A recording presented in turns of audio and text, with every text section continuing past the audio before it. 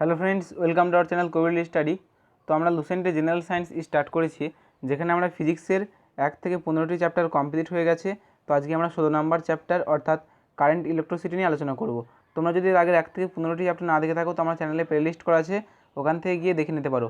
এছাড়া ফ্রেন্ডস বলে রাখি, আমি টেলিগ্রাম চ্যানেল খুলেছি, যেখানে প্রতিদিন তোমাদের জিকে দেওয়া হয় 10টা করে মক টেস্টের, ঠিক আছে? 10টা করে মক টেস্ট দেওয়া হয়। তো তোমরা যদি আমার টেলিগ্রাম চ্যানেলে জয়েন হতে চাও তো সাধারণভাবে সার্চ করবে কবিরুল স্টাডি, মাঝে কোনো স্পেস দেবে না, ঠিক আছে? কবিরুল স্টাডি লিখে তোমরা সার্চ করবে, তোমরা আমার চ্যানেলের লোগো দেখতে পাবে, ওখান থেকে তোমরা গিয়ে জয়েন হয়ে যেতে পারো। এছাড়া আমি নিচে ডেসক্রিপশন বক্সে লিঙ্ক দিয়ে দেবো। তো শুরু করছি আজকে কারেন্ট ইলেকট্রিসিটি নিয়ে। তো দেখে নেওয়া যাক কারেন্ট ইলেকট্রিসিটি। কারেন্ট ইলেকট্রিসিটি জানতে গেলে প্রথমে আমরা জানবো কারেন্ট কী। দেখো, কারেন্ট আমরা যখন জিওগ্রাফি পড়েছি তখন আমরা জেনেছি যে প্যাসিফিক অ্যান্ড ওশিয়ান কারেন্ট, অর্থাৎ যে সমুদ্রের স্রোতকেও আমরা কারেন্ট বলে। তাহলে কারেন্ট মানে কি? কারেন্ট মানে হচ্ছে অ্যাকচুয়ালি হচ্ছে ফ্লো, কোনো কিছুর ফ্লো বা স্রোতকে আমরা কারেন্ট বলে থাকি। আর ইলেকট্রিক কারেন্ট মানে কি? ইলেকট্রিক কারেন্ট মানে হচ্ছে যেখানে তড়িৎ প্রবাহ হয়, যে তড়িতের যে প্রবাহ, অর্থাৎ এখানে ইলেকট্রন ফ্লো করছে, এই ইলেকট্রনের প্রবাহ মানে ফ্লোকেই ইলেকট্রিক কারেন্ট বলা হয়। তাহলে এখানে যদি আমরা বলতে চাই যে ইলেকট্রিক কারেন্ট ব্যাপারটা কি, ইলেকট্রিক কারেন্ট ব্যাপারটা হচ্ছে ফ্লো অফ ইলেকট্রন। কারেন্ট মানেই হচ্ছে কোনো কিছু স্রোত বা ফ্লো, ঠিক আছে? তোমরা আশা করছি বুঝতে পারবে। তাহলে এখানে দেখো, electric current is defined as the rate of flow charge মানে চার্জ যদি কিউ বলি এবং তার রেট মানে T, rate of flow of charge, এটাকে আমরা বলে থাকি ইলেকট্রিক কারেন্ট, যাকে আমরা আই দ্বারা প্রকাশ করে থাকি। সুতরাং আই ইকুয়াল টু আমরা বলতে পারি কিউ বাই টি। তো এবার দেখো, charge flowing per unit time interval, একক সময়ের অন্তর্গত। Its direction is the direction of flow positive charge. বলছে যে কারেন্ট হবে সেটা পজিটিভ চার্জ যেই দিকে ফ্লো করবে, মানে পজিটিভ চার্জগুলো যেই দিকে ফ্লো করবে কারেন্টের অভিমুখও সেই দিকে হবে।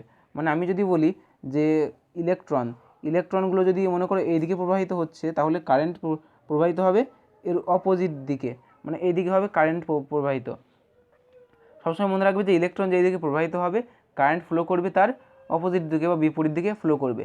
It's SI unit is ampere, অর্থাৎ কারেন্টের এসআই একক অ্যাম্পিয়ার বলতে পারি, অথবা আমরা কুলম পার সেকেন্ডও বলতে পারি, কারণ আমরা কত পেলাম? আই ইকুয়াল টু পেলাম কিউ বাই টি। সুতরাং আমরা বলতে পারি কুলম পার সেকেন্ড।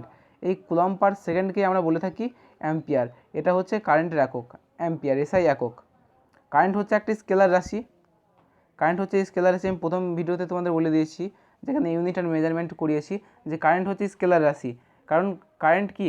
কারেন্টে দেখো নির্দিষ্ট দিক আছে, সে ইলেকট্রন দিকের বিপরীত দিকে ফ্লো করছে, কিন্তু তবে স্কেলার রাশি কেন? কারণ কারেন্ট যে ভেক্টর অ্যাডিশন ল, মানে ভেক্টর যে যোগের যে সূত্র, সেটা হচ্ছে ফলো করে না কারেন্ট। এছাড়া তোমাদের পরীক্ষা যদি স্কেলার রাশি না থাকে, কখনো তোমাদের এরকম থাকতে পারে যে টেনসর বা টেনসার রাশি থাকতে পারে, তো তোমরা সেখানে ক্লিক করবে, কারেন্টকে এটাও বলা হয়। তো ফ্রেন্ডস, এখানে দেখে নাও, এখানে বলা হচ্ছে যে ইন এ মেটাল ওয়্যার, একটি মেটালের তার, electron current is set up due to flow of electron. যে ইলেকট্রিক কারেন্ট হচ্ছে সেটা কার? ইলেকট্রন ফ্লোর জন্য হচ্ছে। মেটাল তারে বা ধাতব তারে, তার মধ্যে কী হচ্ছে? একটা মনে করো ধাতব তার, তার মধ্যে সবসময় মানে ইলেকট্রন কী করছে? ফ্লো করছে, এক স্থান থেকে অন্য স্থানে ইলেকট্রন চলাফেরা করছে।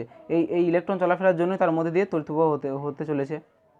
আর সব থেকে বেশি কার মধ্যে দিয়ে তড়িৎ প্রবাহিত হয়? সেটা হচ্ছে silver is the best conductor, মানে সব থেকে বেশি পরিবহন করতে পারে, মানে সিলভারের মধ্যে ইলেকট্রনের সচলতা সব থেকে বেশি।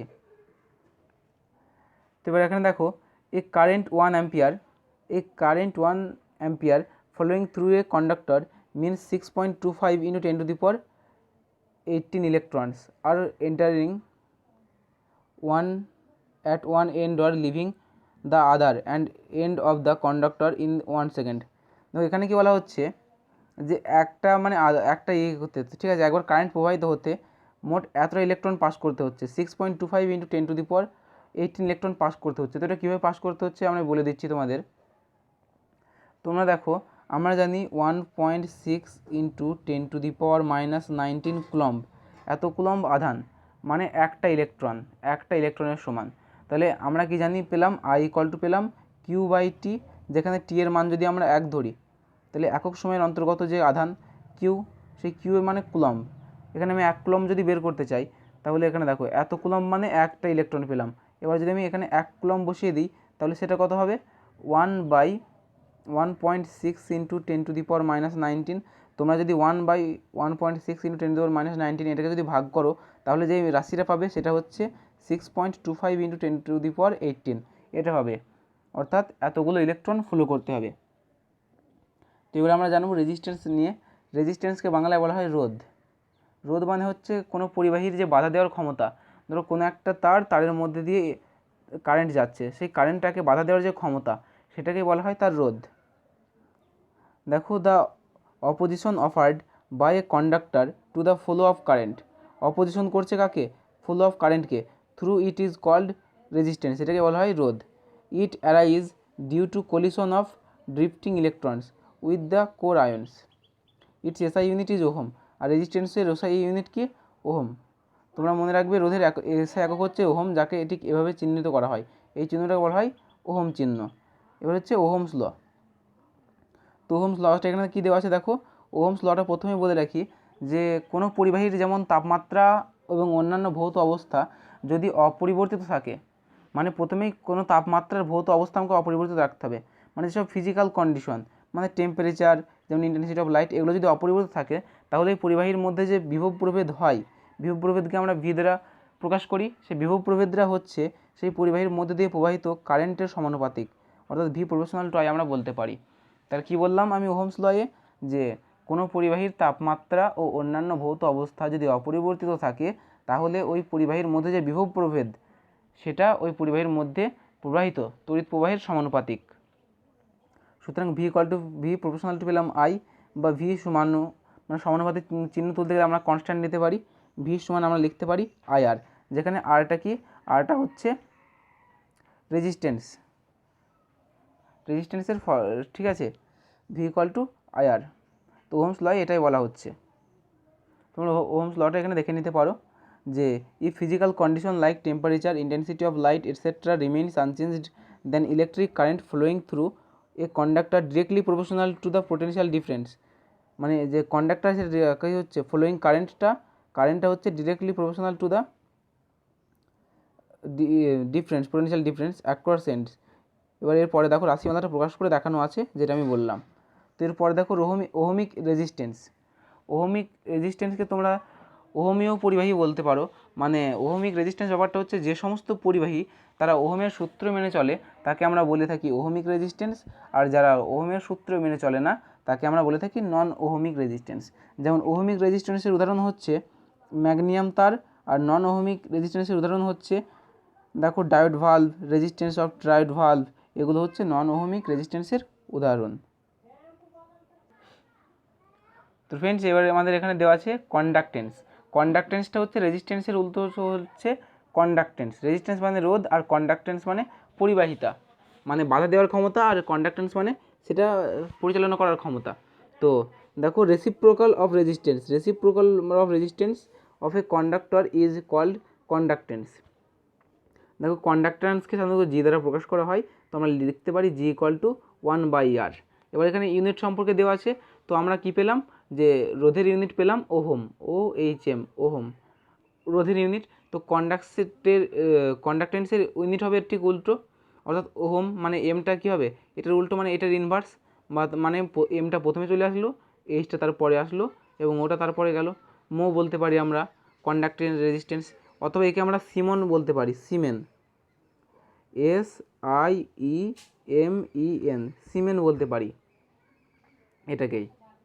তো এখানে তোমরা দেখে নিতে পারো যে SI unit ohm inverse also called mho or siemen, এগুলো হচ্ছে কন্ডাক্টেন্সের একক। তো এরপরে আছে the resistance of conductor is directly proportional to its length, মানে প্রথমে রেজিস্ট্যান্সটা লেন্থের সঙ্গে সমানুপাতিক, and inversely proportional to its cross sectional area.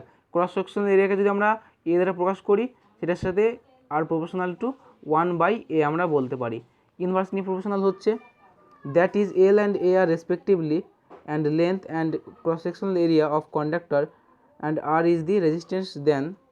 তাহলে এবার যদি এই দুটোকে যদি আমরা কম্বিনেশন করে লিখতে চাই তাহলে আমরা কি লিখতে পারি, আমরা লিখতে পারি R প্রপোর্শনাল টু L/A, বা লিখতে পারি R সমান রো ইন্টু L/A, যেখানে রো কি, রোকে বলা হয় রোধাঙ্ক, বা স্পেসিফিক রেজিস্ট্যান্স। দেখো এখানে দেওয়া আছে যে where rho is the constant of material of conductor called specific resistance. এখানে বলা হচ্ছে স্পেসিফিক রেজিস্ট্যান্স, আর বাংলায় বলা হয় রোধাঙ্ক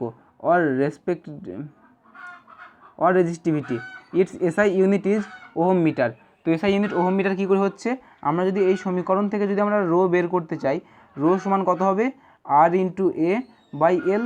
মনে করো এ মানে কত, এ মানেই আমরা লিখতে পারি, তোমরা এর জায়গায় আমরা এখানে লিখে দিতে পারি, মানে কোনো কিছুর ক্ষেত্রফল মানে দৈর্ঘ্য ইন্টু প্রস্থ, ক্ষেত্রফল মানেই তো দৈর্ঘ্য ইন্টু প্রস্থ।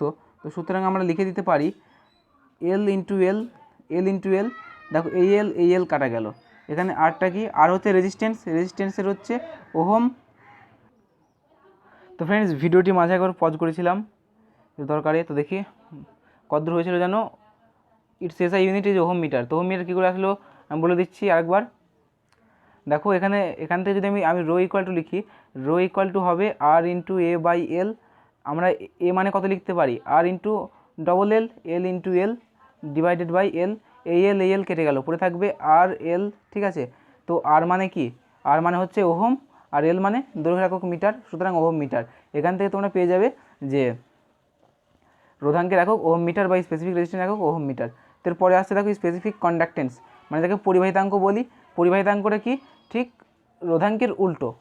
The reciprocal of resistivity of a conductor is called conductivity. তাহলে ইটস এসআই ইউনিট ইজ কী হবে, মো মিটার ইনভার্স। একটা পেলাম ওহম মিটার। তাহলে ওহমের উল্টো কি বললাম, মো অথবা সিমেন বললাম। তাহলে আমরা এখান থেকে লিখতে পারি মো, আর এটার উল্টো মিটার ইনভার্স।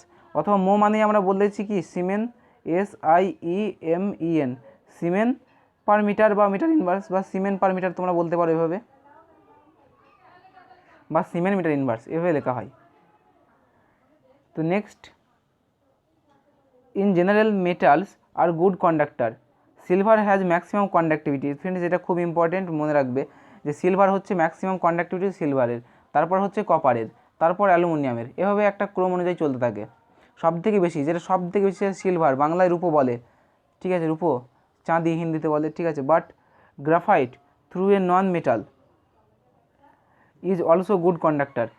কিন্তু এটা হচ্ছে গ্রাফাইট, যে আমরা কি বলছি এখানে, যে গ্রাফাইট একটা ধাতু নয়, তবু সে একটা খুব ভালো পরিবাহী। গ্রাফাইট ধাতু নয়, বিভিন্ন পরীক্ষার ক্ষেত্রে গ্রাফাইট ব্যবহার করা হয়, যদিও গ্রাফাইট একটা অধাতু।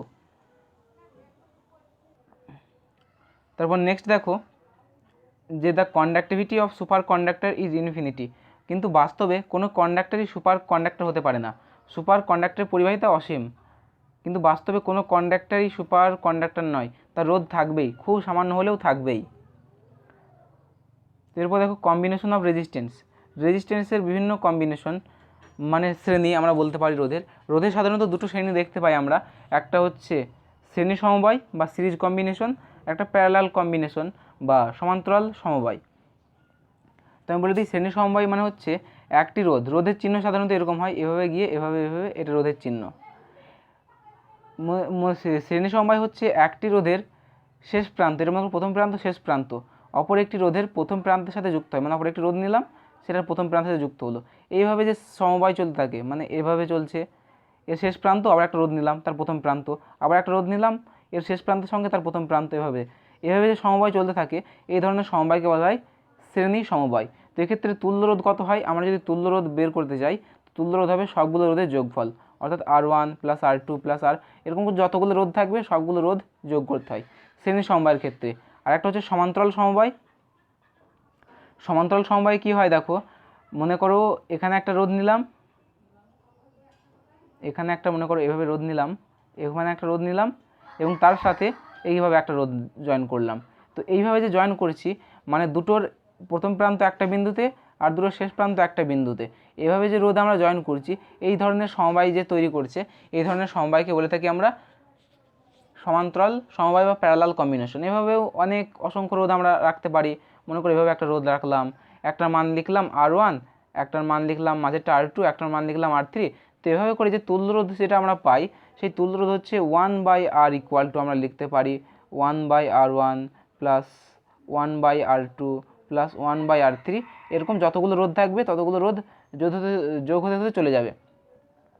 তো তোমরা মনে রাখবে যে দুটো রোধের ক্ষেত্রে সমান্তরাল সমবায় বের করার শর্টকাট পদ্ধতি তুল্য রোধ হচ্ছে R1R2 divided by R1 plus R2। তো এটা ওই সূত্র থেকে এসেছে, এটা শর্টকাটের অঙ্ক করার জন্য খুব কাজে লাগে, তাই এটা শর্টকাটে মনে রাখা হয়। তো এরপরে আমরা আলোচনা করব ইলেকট্রিক পাওয়ার নিয়ে। ইলেকট্রিক পাওয়ার কী বলছে দেখো, the rate at which electrical energy is consumed in a circuit is called electric power. তো ইলেকট্রিক পাওয়ার হচ্ছে দ্য রেট ইন ইলেকট্রিক্যাল এনার্জিকে যদি আমরা টাইম দিয়ে ভাগ করি, তো যেই পাওয়ারটা পাই সেই পাওয়ারটাকেই বলা হচ্ছে আমরা ইলেকট্রিক পাওয়ার। তো ফ্রেন্ডস মনে রাখবে ইলেকট্রিক পাওয়ারকে পি দ্বারা প্রকাশ করি। পি ইকুয়াল সাধারণত হয় ভিআই। পি ইকুয়াল টু হয় কী বললাম, ভিআই, বা এটাকেই আমরা লিখতে পারি আই স্কোয়ার আর, অথবা লিখতে পারি ভি স্কোয়ার আর। তো এগুলো কীভাবে আসছে, এগুলো একটা থেকেই আসছে। আমরা কীভাবে জানি, আমরা জানি ভি ইকুয়াল টু আই আর, ওহমের সূত্র। তো এখান থেকেই আসছে। এখানে তোমরা যদি ভি এর জায়গায় আই আর ইনপুট করো তাহলে সেখানে হবে আই স্কোয়ার আর, আর এখানে আই এর জায়গায় যদি তোমরা ভি বাই আর ইনপুট করো সেখানে হবে ভি স্কোয়ার বাই আর। তো ইলেকট্রিক পাওয়ার তোমরা শুধু এই সূত্রটা মনে রাখবে, তাহলেই তোমাদের কাজ চলে যাবে। পি ইকুয়াল টু ভিআই, তোমরা শুধু এটা মনে রাখবে, পি ইকুয়াল টু ভিআই। এখান থেকে তোমরা যে কোনটা দেওয়া আছে সেখান থেকে দেখে বের করবে। ধরো এখানে তোমার রোধের দরকার, তাহলে যে কোনো একটাকে কনভার্ট করে দেবে, দিয়ে রোধ নিয়ে আসবে। তো ফ্রেন্ডস এরপর দেখো কিলোওয়াট আওয়ার। তো কিলোওয়াট আওয়ার থেকে প্রশ্ন আমি আজকেই আমার টেলিগ্রাম চ্যানেলে আপলোড করলাম যে কিলোওয়াট আওয়ার কিসের একক। খুব ইম্পর্টেন্ট, এটা পরীক্ষায় বহুবার এসেছে, কিলোওয়াট আওয়ার কিসের একক। আমার টেলিগ্রামে তোমরা যেতে গেলে তোমরা সার্চ করবে @কবিরুল স্টাডি, মাঝখানে কোনো স্পেস দেবে না, @কবিরুল স্টাডি। তো এভাবে তোমরা পেয়ে যাবে আমার টেলিগ্রাম চ্যানেলটি। আমার এই চ্যানেলের লোগো দেখতে পাবে, সেখান থেকে তোমরা জয়েন হয়ে যেতে পারো, যেখানে আমি প্রতিদিন মক টেস্টের জন্য প্রশ্ন আপলোড করছি। তো এভাবে কিলোওয়াট আওয়ার কিসের একক, তাহলে it is the unit of energy. সবসময় মনে রাখবে কিলোওয়াট আওয়ার এনার্জির একক। It is equal to energy consumed in circuit at the rate of 1 kilowatt hour for 1 hour. 1 kilowatt hour মানেই হচ্ছে 1000 joule per second. Friends kilowatt hour মানে কী করে আসছে দেখো, মানে অ্যাকচুয়ালি আমরা কী করছি, পাওয়ারকে আমরা টাইম দিয়ে গুণ করছি। পাওয়ার মানে কি জানি আমরা, এনার্জি বাই টাইম, এটা হচ্ছে পাওয়ার। এই পাওয়ারকে যদি আমরা টাইম দিয়ে গুণ করি, এটা কেটে যাবে না, পড়ে থাকছে কি এনার্জি। সুতরাং কিলোওয়াট আওয়ার হচ্ছে একটা এনার্জিরই একক। এবার দেখো 1 কিলোওয়াট আওয়ার হচ্ছে 3.6 × 10⁶ জুল। এটা কীভাবে আসছে আমি বলে দিই। 1 কিলোওয়াট মানে 1000 ওয়াট, একের পর 3টে শূন্য দিলাম, ইন্টু 1 আওয়ার মানে কত সেকেন্ড, 3600 সেকেন্ড। তো এখানে দেখো 3টে শূন্য, এখানে 2টো শূন্য, 5টা শূন্য আর 36 আছে, তার আমি আরেকটা শূন্য যদি বাড়াতে চাই তাহলে 3.6 নিলাম ইন্টু 10⁶ হয়ে যাবে এত জুল। সুতরাং এখান থেকে তোমরা পেয়ে যাবে 1 kilowatt hour equal to 3.6 × 10⁶ joule. 1 kilowatt hour is also called board of trade unit. এটাকে board of trade unit, trade মানে কি, ব্যবসা বাণিজ্য বোঝায়। সুতরাং আমরা যে বাণিজ্যের ক্ষেত্রে, অর্থাৎ আমরা যে আমাদের বাড়িতে যে মিটারগুলো লাগানো থাকে ইলেকট্রিক কারেন্টের, সেগুলো সব 1 কিলোওয়াট আওয়ার আকারেই প্রকাশ করা হয়, যেটা হচ্ছে এক বোর্ড অফ ট্রেড ইউনিট, যাকে বা আমরা 1 ইউনিট বলে থাকি সাধারণভাবে। তো অ্যামিটারের কাজ কি দেখো, অ্যামিটার মানে হচ্ছে কারেন্ট মাপার যন্ত্র। কীভাবে মনে রাখবে, অ্যামিটার ঠিক মাত্রাটা অ্যাম্পিয়ারের সাথে মিলছে। তো অ্যাম্পিয়ার কিসের একক, কারেন্টের একক অ্যাম্পিয়ার। তো অ্যামিটার যন্ত্রের কাজ হচ্ছে কারেন্ট মাপা। আর একটা অ্যামিটার কী করা হয়, it is connected in series with circuit. এটা কোনো সার্কিটের সঙ্গে সিরিজে মানে শ্রেণী সমবায়ে যুক্ত করা হয়। অ্যামিটার সবসময় শ্রেণী সমবায়ে যুক্ত করা হয়, আর ভোল্টমিটার সমান্তরাল সমবায়ে যুক্ত করা হয়। ভোল্টমিটারের কাজ হচ্ছে ভোল্টেজ মাপা, অ্যামিটারের কাজ হচ্ছে কারেন্ট মাপা। মানে বিভব প্রভেদ মাপার যন্ত্রের নাম হচ্ছে ভোল্টমিটার। ভোল্টমিটারটা কিসে ব্যবহার করা হয়, প্যারালাল লাগানো হয় সার্কিটের সাথে প্যারালাল, আর অ্যামিটারটা সিরিজের সঙ্গে লাগানো হয়। তো ফ্রেন্ডস এর পরের ভিডিওতে এবার আমরা ইলেকট্রিক ফিউজ নিয়ে আলোচনা করব। ইলেকট্রিক ফিউজ কি দেখো, electric fuse is a protective device used in series with an electric application to save it from being damaged due to high current. তো ফিউজের একটা কাজ হচ্ছে হাই কারেন্ট থেকে আমাদের বাঁচানো, আমাদের যে তড়িৎ বর্তনী সেটাকে বাঁচানো, হাই কারেন্টের ফলে যাতে ড্যামেজ না হয়ে যায়। তো in general it is small conducting wire. এটা কি, এটা একটা স্মল কন্ডাক্টিং ওয়্যারের সঙ্গে যুক্ত করা হয়, যেমন সেটা কপারের হতে পারে, টিনের হতে পারে, বা লেডের হতে পারে। Pure fuse is made of tin. Pure fuse tin দিয়ে তৈরি হয়। তো ফিউজের কাজ কি, ফিউজের গলনাঙ্ক হচ্ছে খুব কম, গলনাঙ্ক ফিউজের খুব কম। সুতরাং ফিউজের মধ্যে যদি উচ্চ মাত্রার কারেন্টে যায়, ফিউজটা গলে যায় এবং সার্কিটটা বিচ্ছিন্ন করে দেয়। সুতরাং আমাদের ঘরবাড়ি যে তড়িৎ বর্তনী থাকে সেটার কোনো ক্ষতি হওয়ার সম্ভাবনা থাকে না। তো কী হচ্ছে দেখো, the fuse material should be low melting point and high resistance, যেটা উচ্চ রোধাঙ্ক এবং নিম্ন গলনাঙ্ক বিশিষ্ট হয়, উচ্চ রোধ হয় এবং নিম্ন গলনাঙ্ক বিশিষ্ট হয় ফিউজের। এরপর হচ্ছে গ্যালভানোমিটার। তো গ্যালভানোমিটার কাজ কি? Galvanometer is device use to detect measure small electric current.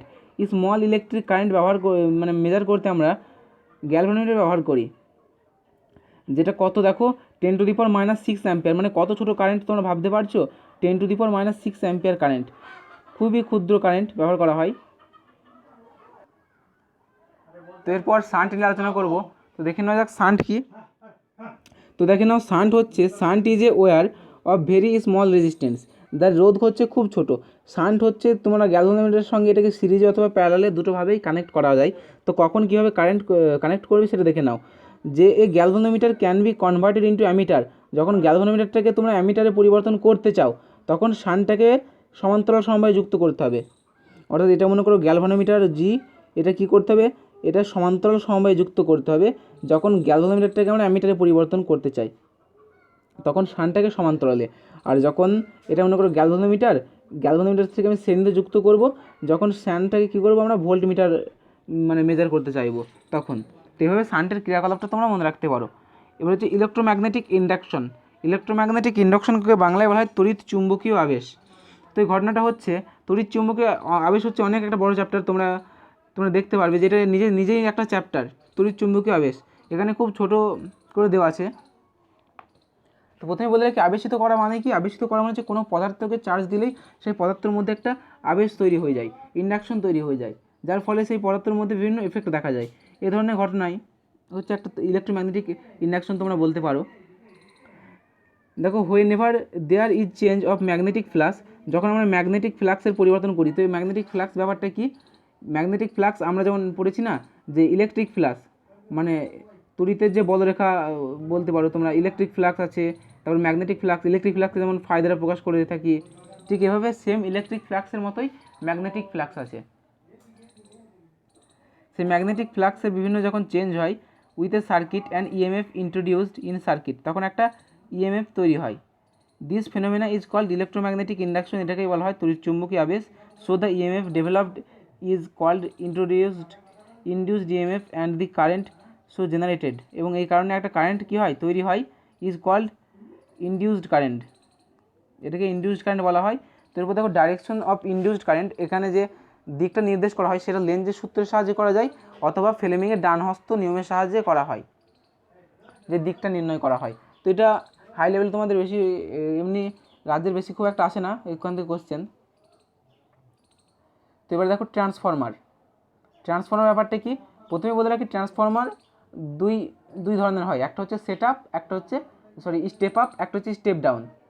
মানে একবার উচ্চতা সৃষ্টি করবে, উচ্চ তড়িৎ প্রবাহের একবার নিম্ন।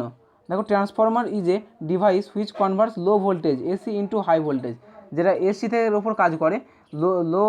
লো ভোল্টেজ এসি থেকে সেটা হাই ভোল্টেজ এসিতে করে, and high voltage AC into low voltage, যেটা হাই থেকে লো করতে পারে, আবার দেখো লো থেকে হাই করতে পারে। It is based on electromagnetic induction, এটা কার উপর নির্ভর করে তৈরি? ইলেকট্রোম্যাগনেটিক ইন্ডাকশনের উপর। And can be used only in case of alternating current, এবং এটা কোন ক্ষেত্রে, এটা অল্টারনেটিং কারেন্ট বা এসি কারেন্টের ক্ষেত্রে ইউজ করা হয়। এবার এসি ডায়নামো বলতে পারি, যাকে আমরা মোটরও বলতে পারি। তো মোটরের কাজ কি? মোটরের কাজ হচ্ছে আমাদের ইলেকট্রিক কারেন্ট উৎপন্ন করা। It is device to convert mechanical energy, দেখো আমার মোটর সবাই দেখেছি, mechanical energy into electrical energy.